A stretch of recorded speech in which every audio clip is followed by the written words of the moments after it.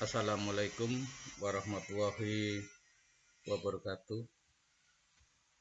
Berjumpa kembali dalam perkuliahan penyuluhan pertanian. Pada pertemuan kita yang kedua ini, kita akan membahas tentang sejarah dan perkembangan penyuluhan pertanian. Sejarah penyuluhan mempunyai arti yang penting bagi kita yang bergerak di bidang penyuluhan pertanian. Dengan memahami sejarah penyuluhan pertanian di berbagai negara, maka merupakan landasan bagi kita untuk memperoleh berbagai informasi yang diperlukan di dalam pengembangan kegiatan penyuluhan pertanian. Sejarah penyuluhan pertanian di tiap negara ini dapat berbeda satu dengan yang lain. Perbedaan kegiatan penyuluhan pertanian di berbagai negara ini sangat tergantung kepada kebijakan pembangunan pertaniannya. Nah, kebijakan pembangunan pertanian suatu negara tergantung dari kondisi setempat. Apakah itu merupakan wilayah daratan yang luas, wilayah dataran rendah, dataran tinggi, apakah penduduknya menyebar dalam negara tersebut atau terkonsentrasi di wilayah-wilayah tertentu, tingkat pendidikan, tingkat luas lahan, dan seterusnya.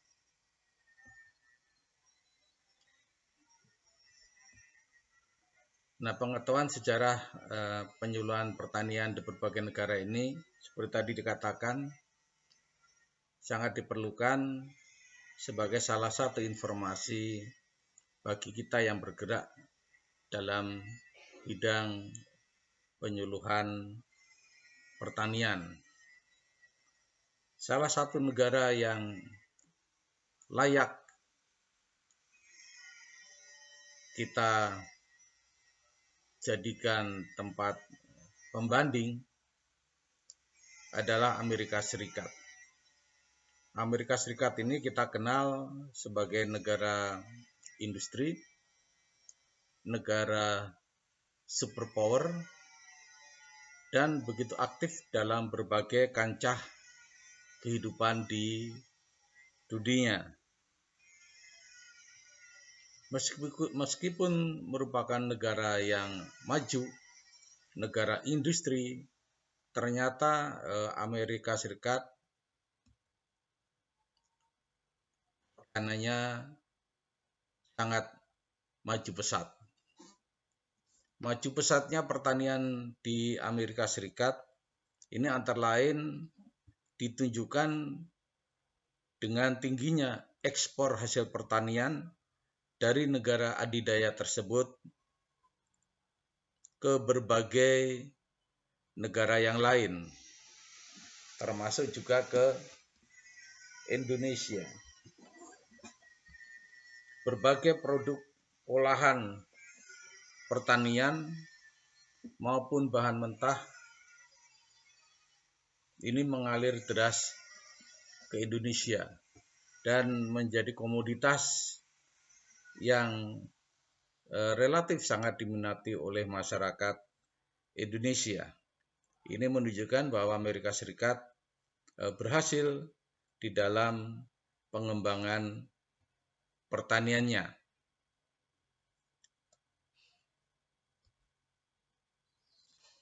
Nah, pengembangan pertanian di Amerika, khususnya penyuluhan pertanian, itu ditandai dengan sumbangan pemerintah kepada negara-negara bagian sumbangan pemerintah kepada negara-negara bagian ini dilakukan antara lain berupa lahan pertanian. Lahan pertanian ini pada awalnya dimaksudkan sebagai laboratorium kegiatan pendidikan pertanian. Laboratorium kegiatan pendidikan pertanian. Laboratorium kegiatan pendidikan pertanian ini diberi nama Agricultural College. Ini dilakukan pertama kali pada tahun 1862.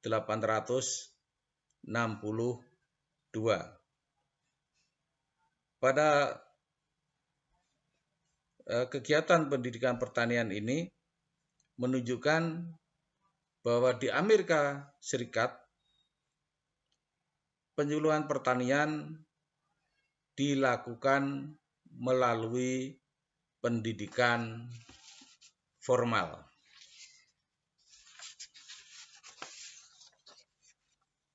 Setelah adanya Agricultural College, perkembangan selanjutnya adalah pendirian Balai Penelitian Pertanian atau disebut Agricultural Experiment Station. Pendirian Balai Penelitian Pertanian ini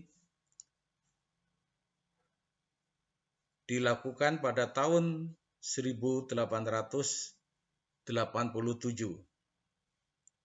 dengan bekerja sama dengan Agricultural College. Artinya, kegiatan Balai Penelitian Pertanian ini terintegrasi dengan Agricultural College. Selanjutnya pada tahun 1914, pemerintah Amerika Serikat mendirikan apa yang disebut sebagai lembaga penyuluhan yang dikenal dengan nama Extension Service.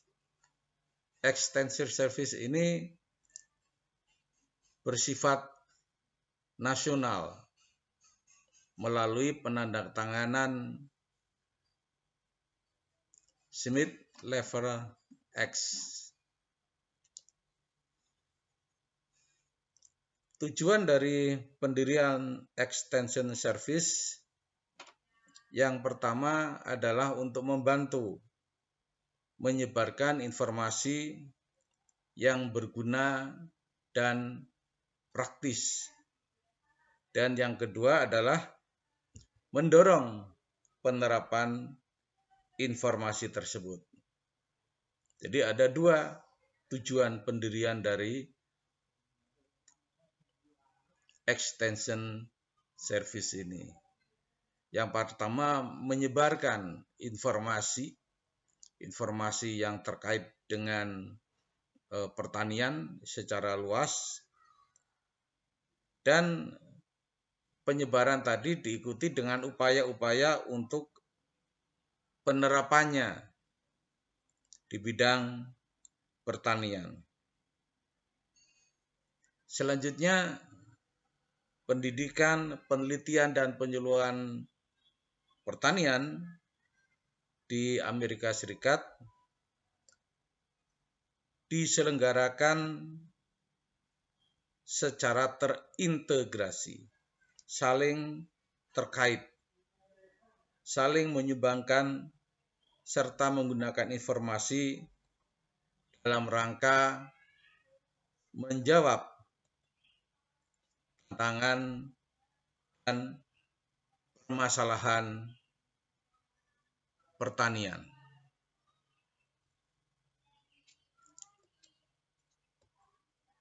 Berikutnya, bagaimana dengan penyuluhan pertanian di Indonesia?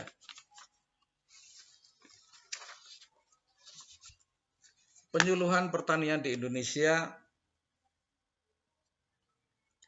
ditandai dengan pendirian Kebun Raya Bogor pada tahun 1817.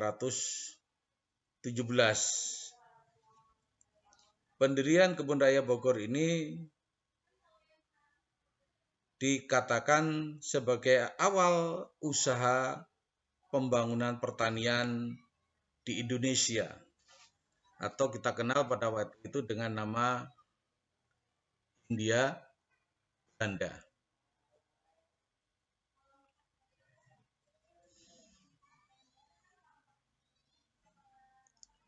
Kemudian pada tahun 1831, Gubernur Jenderal Van den Bosch, Gubernur Jenderal Belanda pada saat itu, mencanangkan program peningkatan produksi pertanian yang dikenal sebagai kultur stelsel.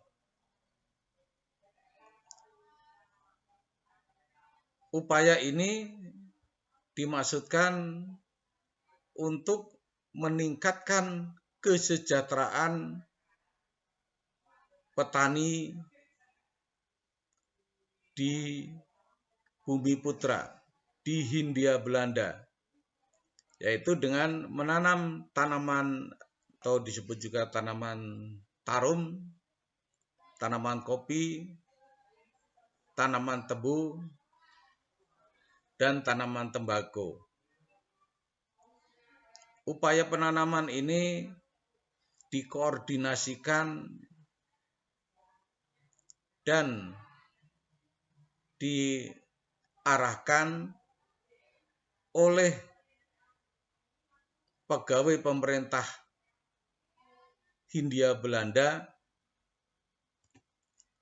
yang disebut sebagai Pangreh-Praja.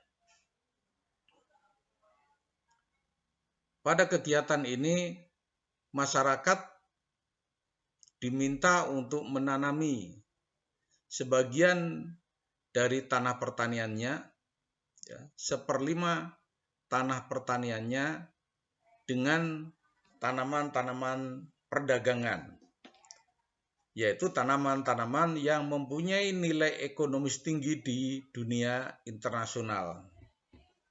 Dengan menanami tanah dengan tanaman-tanaman perdagangan, diharapkan taraf hidup masyarakat dapat meningkat, karena komoditas-komoditas tadi mempunyai nilai ekonomi yang tinggi di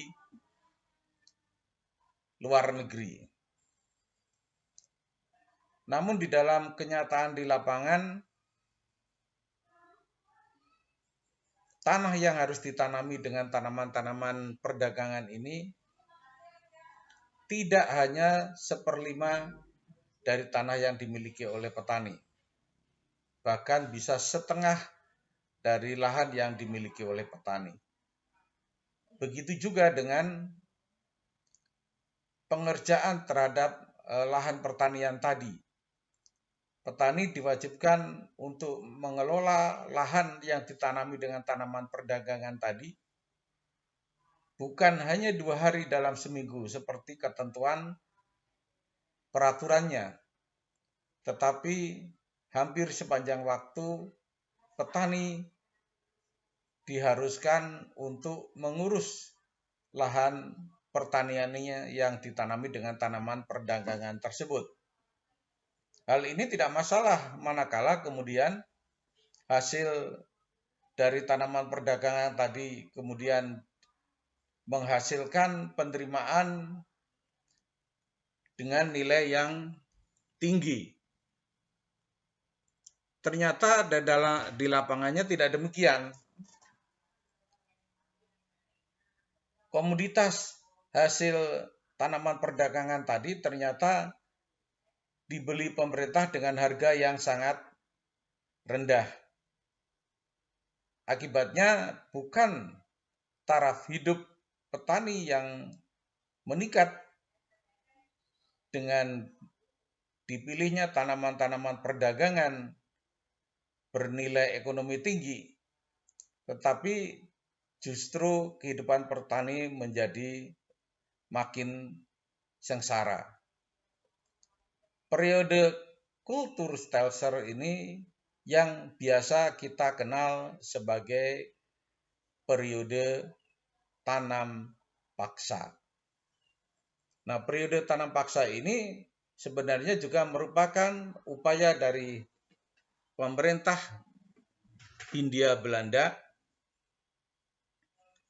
untuk kembali memenuhi anggaran keuangannya yang kosong akibat berbagai peperangan yang terjadi di bumi Nusantara, di Hindia Belanda, di Indonesia pada waktu itu. Antara lain peperangan Paderi yang ada di Sumatera Barat, yang dipelopori oleh Tuanku Imam Bonjol, kemudian peperangan di Ponorogo, di Pulau Jawa, yang telah banyak menghabiskan anggaran pemerintah Hindia Belanda. Nah, adanya tanam paksa ini kemudian menimbulkan keprihatinan yang luar biasa, sehingga berbagai media di Eropa memberikan kritik terhadap kebijakan pemerintah kerajaan Belanda di daerah jajahannya di Hindia Belanda. Karena adanya berbagai kritik yang terus-menerus dari masyarakat internasional, maka pada tahun 1850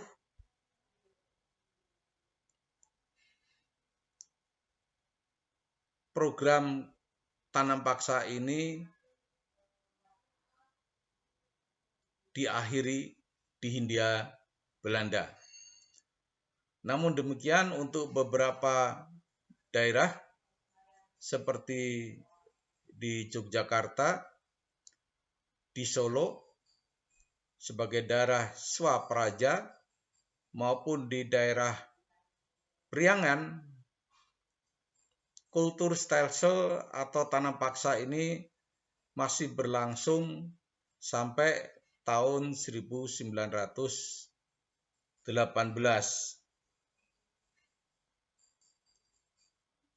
Dengan berakhirnya periode tanam paksa pada tahun 1850 tadi, maka beberapa tahun kemudian karena adanya semangat liberalisme di Eropa yang juga ditandai dengan adanya revolusi industri, baik di Perancis, di Inggris, dan beberapa negara yang lain, maka pada tahun 1870 untuk pertama kali diundangkan Undang-Undang Pokok Agraria. Undang-Undang Pokok Agraria ini mengatur tentang investasi di Hindia Belanda. Pada saat itu, pemerintah Hindia Belanda mengundang berbagai investor dari luar negeri, dari luar Hindia Belanda, khususnya dari negeri Belanda maupun dari Eropa, untuk menanamkan modalnya di Indonesia. Mereka yang bersedia menanamkan modalnya di Indonesia mendapatkan insentif berupa pengelolaan lahan selama 99 tahun. Dan itu artinya apabila investasi itu dilakukan sejak 1870 maka baru berakhir pada tahun 1969.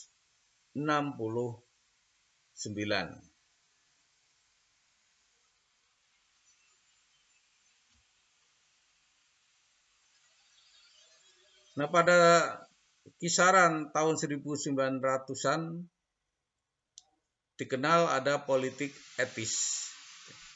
Politik etis ini dilakukan oleh seorang ahli dari Belanda yang disebut sebagai Douwes Dekker. Yang bersangkutan menggunakan nama samaran yaitu Multatuli. Program etis ini menyangkut 3 hal, yaitu pendidikan, pengairan, dan transmigrasi. Kemudian pada tahun 1905, untuk pertama kali berdirilah Departemen van Landbouw, atau kita kenal sebagai Departemen Pertanian. Nah, dengan adanya Departemen Pertanian, maka kegiatan penyuluhan pertanian juga dilakukan.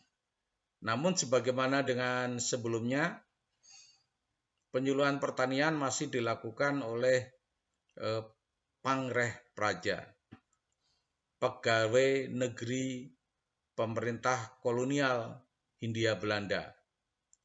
Mereka bekerja bukan menyadarkan petani untuk meningkatkan taraf hidupnya melalui peningkatan produksi, tetapi terutama bekerja agar petani menuruti terhadap apa-apa yang diperintahkan oleh pemerintah Hindia Belanda. Artinya para praja ini bekerja dengan melakukan paksaan kepada petani untuk melakukan kegiatan pertanian sesuai dengan kepentingan pemerintah Hindia Belanda. 6 tahun kemudian, yaitu 1911, berdirilah lembaga Landbouw Voorlichtingsdienst atau disebut sebagai Dinas Penyuluhan. Kemudian pada tingkat lokal, pada tingkat kabupaten, juga didirikan Adjun Landbouw Konsulen. Juga pada saat itu didirikan Balai Penelitian Pertanian di Bogor. Ini karena adanya pergantian pemerintahan di Departemen Pertanian dari direktur yang lama ke direktur yang baru. Direktur yang baru ini lebih memperhatikan kepentingan petani, sehingga akhirnya mulai didirikan dinas penyuluhan tersebut sampai diikuti dengan cabangnya di tingkat kabupaten.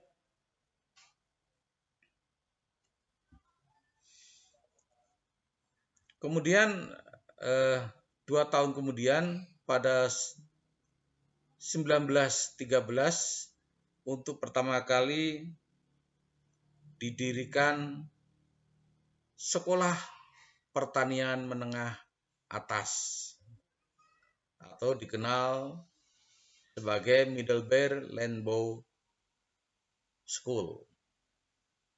Middelbaar Landbouw School ini merupakan sekolah pertanian yang dimaksudkan untuk mendidik rakyat tentang kegiatan-kegiatan pertanian secara formal.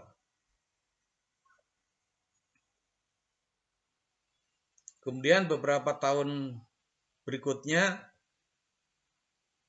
yaitu 1989, 1918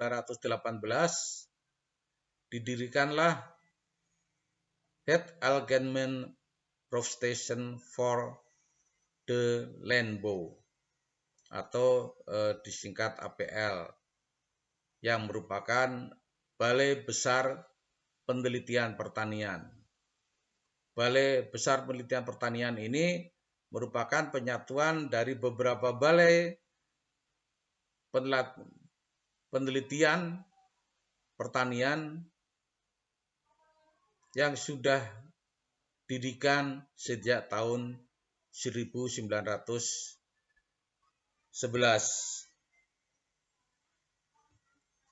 Kemudian pada tahun 1921, untuk pertama kali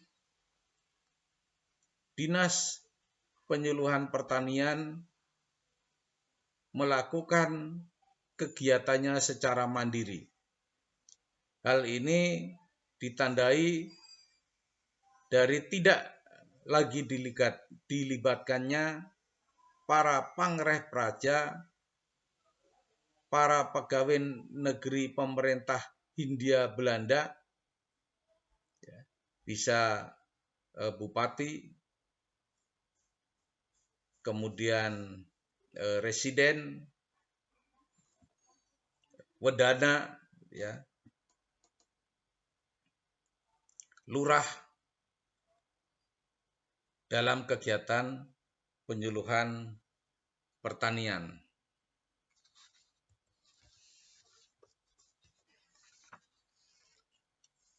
Beberapa tahun kemudian, tahun 1930-an, akhirnya beberapa penelitian membuahkan hasil. Antara lain adalah adanya monografi daerah. Juga ditemukannya metode penyuluhan pertanian Oliflek atau Oliflek method, yaitu metode penyuluhan pertanian sebagaimana tetesan minyak yang menetes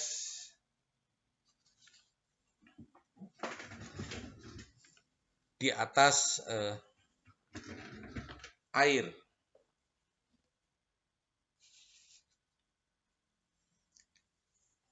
Meskipun tetesan tadi hanya diteteskan atau menetes di satu atau beberapa tempat, sesuai dengan sifat minyak tadi, maka minyak tadi semakin lama semakin menyebar. Nah, ini diibaratkan dengan kegiatan penyuluhan pertanian. Artinya meskipun kegiatan penyuluhan pertanian itu dilakukan tidak kepada semua petani, karena keterbatasan anggaran, keterbatasan sumber daya manusia, keterbatasan penyuluh pertanian, tetapi dengan Oliflek method tadi, maka berangsur-angsur materi penyuluhan pertanian tadi akan menyebar kepada masyarakat. Ini prinsip Oliflek method. Kemudian setelah perang kemerdekaan dan Indonesia merdeka pada tahun 1945, maka pembangunan pertanian mulai dilakukan oleh bangsa Indonesia sendiri. Di sela-sela peperangan revolusi dan seterusnya, pada tahun 1948 itu berdiri Balai Pendidikan Masyarakat Desa. Pendirian Balai Pendidikan Masyarakat Desa ini merupakan salah satu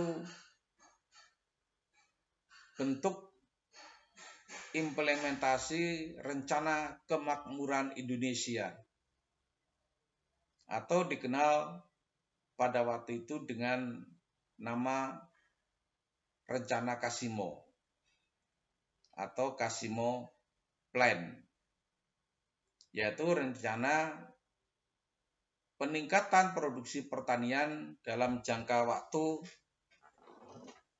3 tahun, dari tahun 1948 sampai tahun 1950.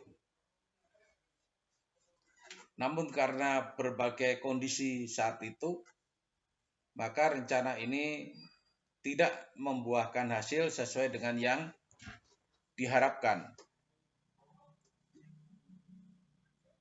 Beberapa tahun kemudian, yaitu pada tahun 1959, maka dimunculkan program Padi Sentra, yaitu program peningkatan produksi beras nasional. Nah, pada program Padi Sentra ini dengan melibatkan dan mulai mendirikan beberapa lembaga pada saat itu yang dikenal dengan nama BUUD, Badan Usaha Unit Desa. Mungkin Badan Usaha Unit Desa itu pada saat sekarang sudah bermetamorfosis menjadi Badan Usaha Milik Desa atau yang kita kenal sebagai BUMDes. Juga pada saat itu didirikan Bank Rakyat Indonesia Unit Desa. Jadi bukan hanya kantor-kantor cabang Bank Rakyat Indonesia yang umumnya ada di tiap wilayah kabupaten atau kota, tapi pada level yang lebih bawah di tingkat kecamatan itu didirikan Bank Rakyat Indonesia Unit Desa. Beberapa tahun kemudian, pada tahun 1963, kembali dicanangkan program peningkatan produksi padi nasional yang dikenal dengan program demonstrasi massal atau disingkat dengan Denmas. Program demonstrasi massal ini dilakukan di Kabupaten Karawang. Program ini dilaksanakan oleh para mahasiswa Fakultas Pertanian Universitas Indonesia yang ada di Bogor, yang saat ini kita kenal dengan nama Institut Pertanian Bogor. Jadi pada waktu itu para mahasiswa Fakultas Pertanian ini diterjunkan ke desa-desa di Kabupaten Karawang.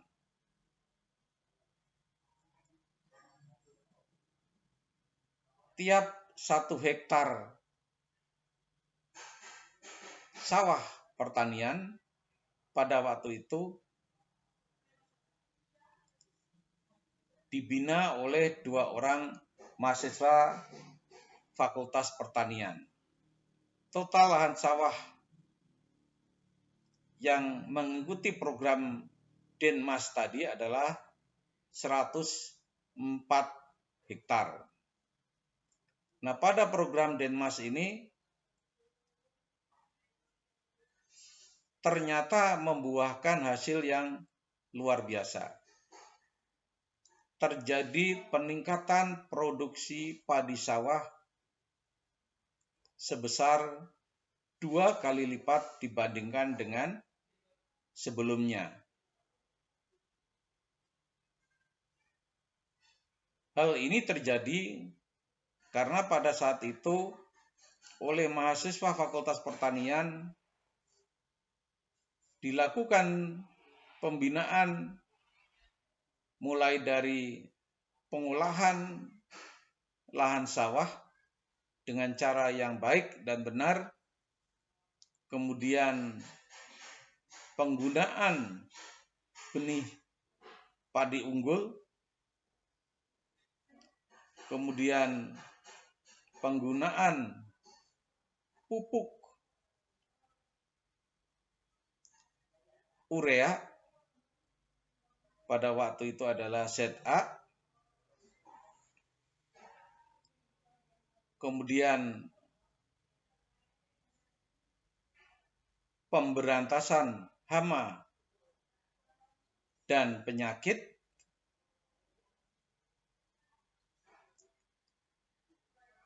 dan pengaturan pengairan. Kelima hal atau 5 teknologi yang diterapkan kepada petani di Kabupaten Karawang tersebut yang kemudian kita kenal sebagai panca usaha tani, yaitu pengolahan tanah yang baik, penggunaan benih unggul, pemupukan, pemberantasan hama dan penyakit, dan pengairan. Ini yang kemudian dikenal luas sebagai panca usaha tani. Keberhasilan program Denmas yang meningkatkan produksi padi sawah sampai 2 kali lipat tadi mengilhami pemerintah untuk kemudian pada 1 tahun kemudian mencanangkan program bimbingan massal, yaitu pada tahun 1964. Jadi keberhasilan program Denmas tadi, demonstrasi massal, maka pemerintah memperluas program Denmas tadi dengan menggunakan panca usaha tani, masukkan 5 teknologi pertanian pada program bimbingan massal atau disingkat sebagai BIMAS. Bedanya, pada saat program Denmas, luasannya hanya 104 hektar. Namun pada program BIMAS, luasannya menjadi 11.000 hektar. Kalau program Denmas hanya dilakukan di 1 kabupaten saja, yaitu Kabupaten Karawang, maka pada program BIMAS dilakukan di banyak kabupaten dan kota di Indonesia. Kemudian untuk meningkatkan keberhasilan program tadi, pemerintah memberikan kredit melalui Bank Rakyat Indonesia yang dikenal sebagai kredit BIMAS. Kredit BIMAS ini berupa penyediaan sarana produksi untuk membantu petani yang ikut dalam program peningkatan produksi padi BIMAS. Nah, sarana produksi tadi disalurkan melalui koperasi unit desa dan melibatkan para penyuluh pertanian lapangan.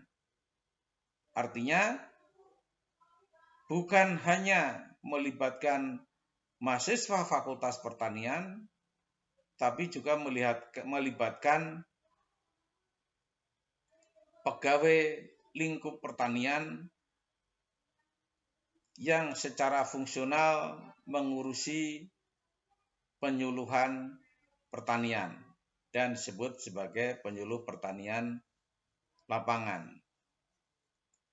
Program BIMAS ini berlangsung beberapa tahun dan memberikan dinamika yang luar biasa di dalam program pembangunan nasional. Untuk melengkapi program BIMAS tadi, terutama untuk dapat menampung hasil produksi dari para petani yang mengalami peningkatan produksi, maka pada tahun 1966 didirikanlah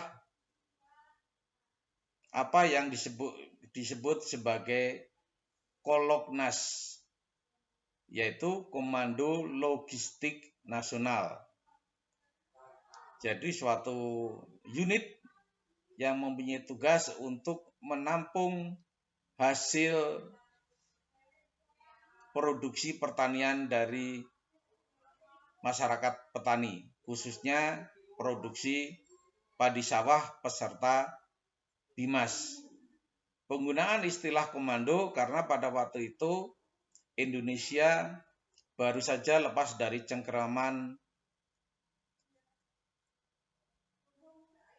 komunis, ya, dengan adanya gerakan 30 SPKI pada tahun 1965. Karena tentara yang menjadi motor penggerak pada saat itu, maka berbagai istilah menggunakan berbagai lembaga menggunakan istilah komando. Namun tidak lama, setahun kemudian, yaitu tahun 1967, Koloknas bermetamorfosis menjadi Badan Usaha Logistik. Badan Usaha Logistik atau yang kita kenal sebagai Bulog.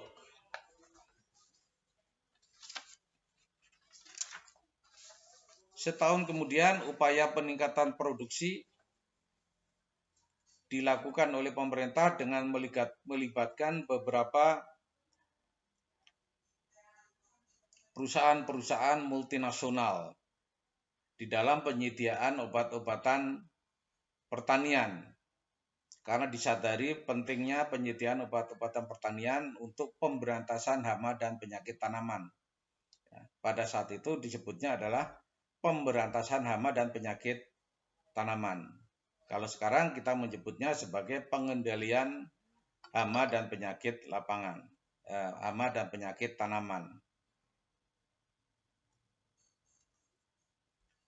Nah, program BIMAS pada tahun 1968 itu yang disebut sebagai BIMAS Goro, bimbingan massal gotong royong. Karena pada saat itu kabinet yang berkuasa di Indonesia adalah kabinet gotong royong. Maka program peningkatan produksi juga menggunakan istilah gotong royong. Setahun kemudian program bimbingan massal tadi mengalami penyempurnaan, sehingga istilahnya disebut sebagai BIMAS nasional yang disempurnakan pada tahun 1969. Nah, program BIMAS nasional yang disempurnakan ini disebut sebagai inovasi sosial tahap pertama. Inovasi sosial tahap pertama.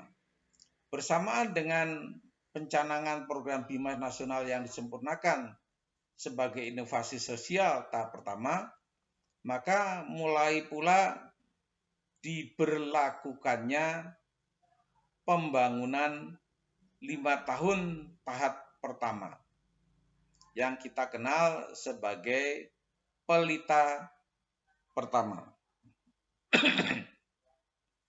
Pelita pertama ini dimulai pada tanggal 1 April tahun 1969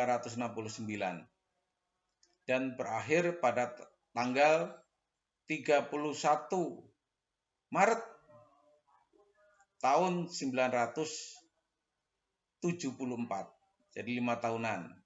1 April tahun 1969 sampai 31 Maret 1974. Mulai 1 April 1974 sampai dengan 31 Maret 1979 disebut pelita kedua dan seterusnya. Tidak terlalu lama dari tahun 1969, pemerintah juga mulai menerapkan pengaturan terhadap harga gabah. Jadi pada tahun 1970 ini pemerintah mulai menerapkan kebijakan harga dasar gabah, yaitu harga terendah dari gabah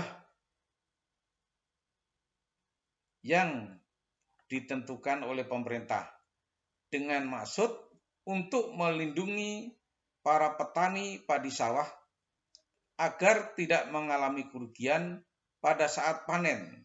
Karena pada umumnya pada saat panen produksi melimpah sehingga harga gabah maupun harga beras juga menjadi rendah. Nah, untuk mencegah harga gabah yang turun sangat drastis tadi, maka pemerintah mengeluarkan kebijakan floor price tadi. Kebijakan yang mengatur harga terendah dari gabah. Artinya apabila harga gabah lebih rendah daripada yang ditentukan oleh pemerintah, maka pemerintah wajib membeli gabah tadi. Nah, ini juga terkait dengan bulog tadi. Jadi gabah tadi dibeli oleh pemerintah, kemudian perlakuan selanjutnya dilakukan oleh bulog. Bersamaan dengan penentuan harga dasar gabah, maka juga pada saat itu penyuluhan pertanian mulai lebih terkoordinasi. Terkoordinasinya para penyuluhan pertanian yaitu karena pada tahun 1970 itu juga mulai didirikan lembaga tempat berhimpun para penyuluh pertanian tadi yang kita kenal sebagai Balai Penyuluhan Pertanian. Pada tahun 1970 tadi juga dilakukan rekrutmen besar-besaran pegawai negeri sipil untuk menjadi penyuluh pertanian. Sehingga pada waktu itu Sekolah Pertanian Menengah Atas atau SPMA itu mencapai titik puncaknya. Karena umumnya para lulusan dari SPMA tadi bisa langsung menjadi pegawai negeri sipil dengan tugas utama adalah sebagai penyuluh pertanian. Pada tahun 1970 juga mulai dicanangkan program keluarga berencana. Beberapa tahun kemudian, ternyata peningkatan produksi pertanian mengalami apa yang disebut sebagai leveling off. Leveling off yaitu kondisi di mana peningkatan produksi pertanian itu begitu rendah atau dikatakan terjadi pelandaian terhadap peningkatan produksi pertanian, khususnya beras. Artinya produknya sudah mulai tidak mengalami peningkatan yang berarti. Sedangkan pada saat itu Ya, bahkan sampai saat ini jumlah penduduk Indonesia terus bertambah. Dengan adanya produksi beras yang melandai tadi, maka ini sangat mengkhawatirkan. Karena sejak tahun sebelumnya, Indonesia merupakan salah satu negara pengimpor beras terbesar di dunia. Pada tahun 1974, Indonesia merupakan negara dengan konsumsi beras yang sangat besar. Besarnya konsumsi beras tadi sehingga tidak mampu dipenuhi dari produksi beras nasional. Sehingga pada waktu itu pemerintah mengimpor beras dari berbagai negara dan akibatnya seperempat stok beras dunia tersedot hanya oleh impor Indonesia. Beruntung pada tahun 1974 itu terjadi peningkatan harga minyak dunia. Sehingga pemerintah mempunyai dana yang cukup untuk mengimpor beras dari negara-negara yang surplus produksi berasnya. Namun untuk jangka panjang, adanya leveling off, adanya impor beras yang besar ini menyebabkan harga beras dunia mengalami peningkatan yang signifikan. Dan ini dikeluhkan oleh banyak negara yang lain. Karena beras tadi sebagian besar diimpor oleh Indonesia, maka terjadi kekurangan permintaan beras, kekurangan persediaan beras di dunia, sehingga harga beras mengalami kenaikan yang berarti. Nah, untuk mengatasi impor beras yang besar itu, maka pada tahun 1979 mulai dicanangkan program peningkatan produksi padi yang dikenal sebagai program intensifikasi khusus atau dikenal sebagai INSUS. INSUS ini merupakan inovasi sosial dan ekonomi tahap kedua. Hasil jerih payah adanya program INSUS pada tahun 1979, maka pada tahun 1984, untuk pertama kali sejak Indonesia merdeka, Indonesia mengalami swasembada beras. Jadi Indonesia baru mengalami swasembada beras itu pada tahun 1984. Bagi negara besar seperti Indonesia, kemampuan untuk swasembada beras ini merupakan prestasi yang luar biasa. Dan oleh karenanya pada waktu itu Presiden Soeharto diberi kesempatan untuk berpidato di dalam forum Food Agriculture Organization di Roma. Bersamaan juga dengan itu pemerintah Indonesia dan rakyat Indonesia membantu negara Ethiopia yang saat itu sedang mengalami kelaparan dengan bantuan beras sebanyak 100.000 ton.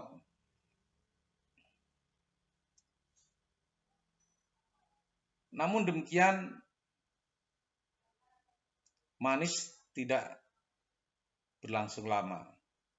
Setahun kemudian terjadi leveling off kembali. Artinya produksi pertanian melandai kembali. Sehingga pada tahun 1987 dicanangkan program Supra Insus sebagai inovasi sosial tahap 3. Berbeda dengan program Insus yang hanya ditekankan kepada kegiatan lingkup kelompok tani, maka pada program Supra Insus ini dilakukan kerjasama antar kelompok tani, sehingga luasan pelaksanaan program Supra-Insus ini juga sangat besar dibandingkan dengan program Insus.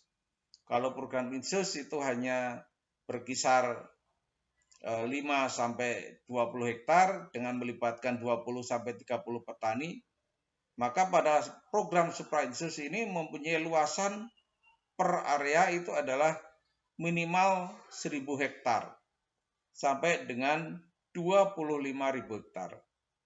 Jadi program Supra-Insus itu mempersyaratkan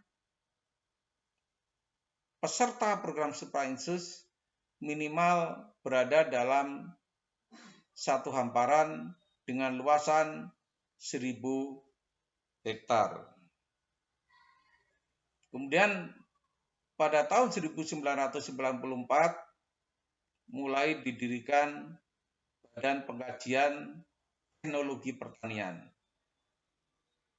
Ini badan yang bertugas untuk melakukan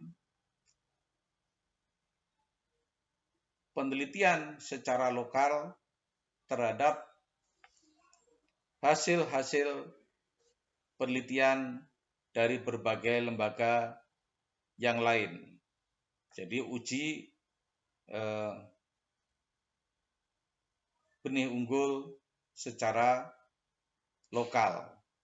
Umumnya BPTP ini ada di kabupaten, kota-kota yang mempunyai potensi pertanian yang besar.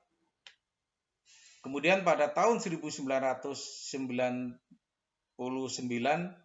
setelah Indonesia mengalami krisis ekonomi sejak tahun 1997, pada pemerintahan Presiden B.J. Habibie dicanangkan program ketahanan pangan.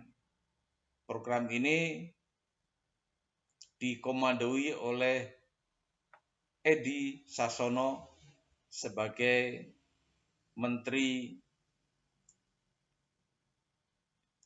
pada saat tersebut. Dan pada tahun 2013 didirikan dan dicanangkan apa yang disebut sebagai strategi induk pembangunan pertanian. Strategi induk pembangunan pertanian ini dicanangkan oleh Kementerian Pertanian untuk rentang waktu 2013 sampai dengan tahun 2045. Inilah sejarah penyuluhan pertanian di Indonesia hingga saat ini. Mudah-mudahan materi tentang sejarah ini memberikan gambaran kepada Anda sebagai mahasiswa tentang berbagai upaya yang dilakukan oleh bangsa dan negara Indonesia dalam pembangunan pertanian melalui kegiatan penyuluhan pertanian. Ini sebagai dasar agar Anda paham sejarah penyuluhan tersebut. Nah, dengan berakhirnya materi ini diharapkan mahasiswa dapat berdiskusi. Berbeda dengan sebelumnya, maka diskusi untuk saat ini akan diatur sedemikian rupa, yaitu dalam 2 jam pertama sejak dibagikannya materi ini, maka poin dari diskusi tadi adalah 100%. Dan diskusi yang dilakukan setelah lebih dari 2 jam, maka poinnya adalah 50%. Ini dimaksudkan agar Anda segera melakukan diskusi dan tidak menunda-nunda untuk belajar. Demikian yang dapat saya sampaikan. Terima kasih atas perhatiannya. Terus semangat untuk belajar. Billahi taufik wal hidayah. Wassalamualaikum warahmatullahi wabarakatuh.